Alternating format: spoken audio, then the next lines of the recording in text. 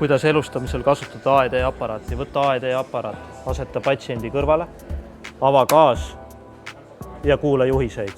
Täiskasvanu režiim. Kui patsient on teadvuseta ja ei hinga, eemalda patsiendi rinnast kõik riiked. Võta AED-aparaadist kandiline pakend. Ava pakend ja võta elektroodid välja. Võta elektroodid siniselt põhjalt ning aseta üks patsiendi parema rinna üleossa ja teine vasakule küljele, nagu pakendil märgitud.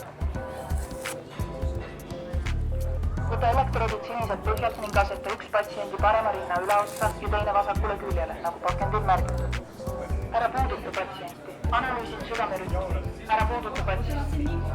Šokk on näidustatud. Laen. Ära puuduta patsienti. Vajuta vilkuvat nuppu. Vajuta vilkuvat nuppu. Šokk on antud. Võid patsienti puudutada. Alusta elustamise ABC-ga.